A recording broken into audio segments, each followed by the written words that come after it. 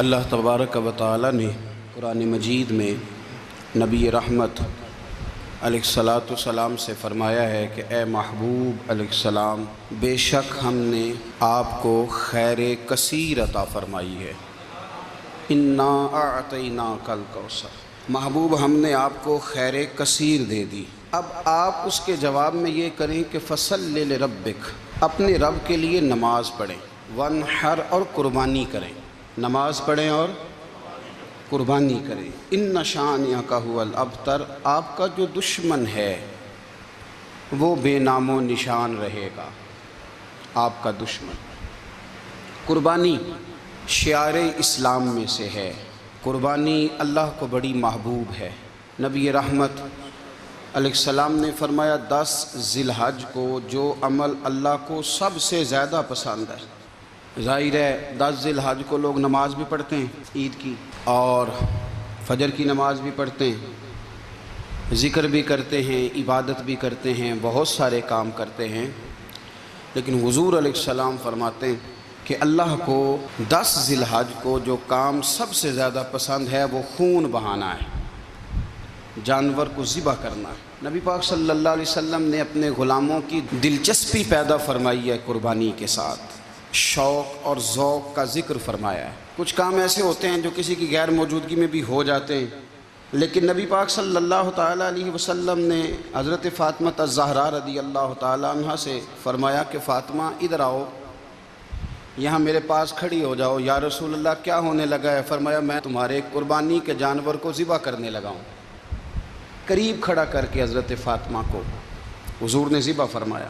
میں اکثر یہ بات آپ احباب سے عرض کرتا رہتا ہوں کہ نبی کریم علیہ السلام کے کاشانہ نور پہ 2 3 مہینے تک کھانا نہیں پکتا تھا، لیکن قربانیاں اللہ کے رسول ہر سال 2 دیا کرتے تھے۔ کھانا 2 مہینے نہیں پکا اور قربانیاں 2، اور 2 قربانیاں دے کے حضور فرماتے ایک میری طرف سے ہے، ایک میری امت کی طرف سے ہے۔ مولا کائنات شیر خدا حضرت علی المرتضیٰ رضی اللہ تعالیٰ عنہ، گھر میں فقر رہتا تھا۔ 3 دن امام حسن اور حسین 3 دن بغیر سحری اور افطار کے کھجور اور پانی کے ساتھ روزہ رکھتے تھے، کھجور اور پانی کے ساتھ روزہ کھولتے تھے، پر قربانیاں مولا علی ہر سال 2 دیا کرتے تھے۔ ہمارے ہاں لوگ سارا سال خوشحال رہتے ہیں اور بڑی سے 10 دن پہلے تنگ دست ہو جاتے ہیں۔ جو 5 لاکھ روپیہ بیٹے کی شادی پہ خرچ کر لیتا ہے پتہ نہیں کہاں سے لاتا ہے، اگر اس کو پتہ چل جائے کہ یہاں ایک پلاٹ سستا مل رہا ہے تو پھر پتہ نہیں کہاں سے ادھار اٹھا لاتا ہے۔ لیکن جب معاملہ قربانی کا آتا ہے پھر لوگ تنگ دستی کا اظہار کرتے ہیں۔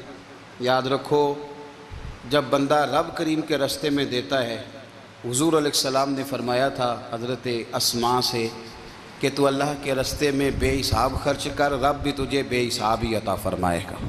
قربانی کے لیے شوق پیدا کریں، ذوق پیدا کریں اور دلچسپی پیدا کریں۔ یہ بات ٹھیک ہے کہ قربانی صاحب استطاعت پر فرض ہے، لیکن اس کے لیے شوق پیدا کریں۔ ایک ہے قربانی کرنا اور پھر ایک ہے قربانی کے گوشت کو تقسیم کرنا۔ قربانی کا سارا گوشت گھر میں رکھنا جائز ہے، اور جب تک آپ کا دل کرے آپ وہ گوشت کھائیں، شریعت آپ کو منع نہیں کرتی۔ لیکن میرا یہ سوال ہے کہ قربانی ظاہر ہے وہی لوگ کرتے ہیں نا جن کے پاس طاقت ہوتی ہے، تو سارا سال گوشت کھاتے ہیں، تو مطلب سارا سال اگر آپ گوشت کھا رہے ہیں تو پھر آپ مہربانی فرمائیں، یہ تو اللہ کے راستے میں ہے تو کوشش کریں یہ تقسیم ہو جائے۔ کچھ لوگ شاپر لے کے گوشت لینے آ جاتے ہیں، ان تک میرا یہ پیغام ضرور پہنچائیں کہ ان کے لیے سوال کرنا جائز ہی نہیں۔ شریعت یہ کہتی ہے کہ جس کے گھر میں ایک وقت کا کھانا موجود ہو، صبح کا اس کے گھر میں کھانا موجود ہے ایک ٹائم کا، اس بندے کے لیے کسی کے سامنے ہاتھ پھیلانا جائز۔ اتنا بھوکا آدمی کہ جس کے پاس اب کھانا ہی نہیں ہے ایک وقت کا بھی، وہ سوال کر سکتا ہے۔ چھوڑیں، سارا سال اگر ہم کسی امیر سے لے کے نہیں کھاتے تو کیا گھر میں ہنڈیاں نہیں پکتی؟ بالکل نہیں سوال کریں، قطعاً کوئی ضرورت نہیں، یہ جائز ہی نہیں ہے سرے سے۔ آپ کو کس نے اجازت دے دی خالی گوشت کی خاطر؟ جہاں اللہ تعالیٰ آپ کو مرچ دے رہا ہے، نمک دے رہا ہے، گھی دے رہا ہے، گھر رہنے کے لیے دے رہا ہے، وہ رب کریم 1000 روپے کا گوشت بھی عطا فرمائے گا۔ اور اس سے اگلی بات یہ کہ شکوہ بھی نہیں کرنا۔ کہ فلانے نے اتنی قربانیاں کی تھی تو پتہ نہیں کہاں لے گیا ہے. اس نے کی تھی نا، پیسے کس کے تھے، ذبح کس نے کیا، تو آپ ذمہ دار ہیں کہ وہ کدھر لے کے گیا ہے.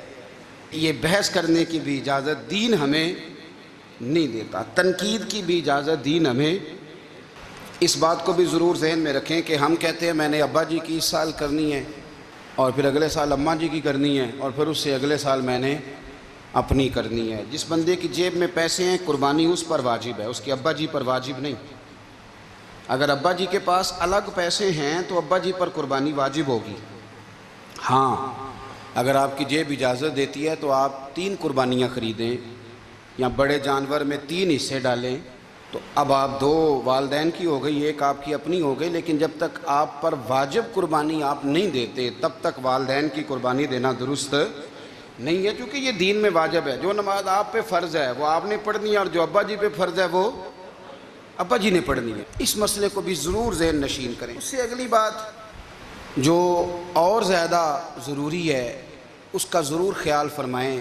حصے ڈالے جاتے ہیں قربانی کے حصے، تو 6 حصے ہو گئے، اب 7واں حصہ مل نہیں رہا، تو ایک تگڑے سے بندے کے پاس جا کے مالدار سے کہا کہ چودھری صاحب حصہ ڈال لیں، ایک حصہ کم ہے. چودھری صاحب کہنے لگے کہ میں نے تو پہلے بھی 4 بکرے لیے ہوئے ہیں، تو چلو اگر تم کہتے ہو تو چلو بڑا گوشت آ جائے گا، تکے ہی بنا لیں گے، چلو بڑا گوشت بھی 10 کلو آ جائے گا تو کباب کے لیے رکھ لیں گے، چلو رکھ لو حصہ. اب 6 بندوں کی نیت قربانی کی، 7ویں کی گوشت کی، اس کی نیت قربانی کی، پچھلے 6 کی بھی قربانی نہیں ہوگی، وہ بھی گئے کام سے. آپ اس بات کو سمجھیں کہ قربانی کا مطلب یہ ہے کہ خالص اللہ کی رضا کے لیے مخصوص وقت میں مخصوص جانور ذبح کرنا. اس لیے یہ ضرور توجہ کریں اس بات پر کہ ہم کئی لوگوں کو فورس کر کے شامل کر لیتے ہیں. بندہ مالدار ہوتا ہے وہ بھی کہتا ہے چلو ٹھیک ہے کوئی حرج نہیں، لیکن وہ نامینیٹ کرے گا. اگر اس نے اپنی قربانی رکھ لیا تو پھر وہ بتائے گا یہ قربانی کس کی ہے، والدین کی ہے، کس کی ہے. تو قربانی اس ترتیب سے کریں کہ اس کے سارے مسائل سے آگاہی حاصل کریں.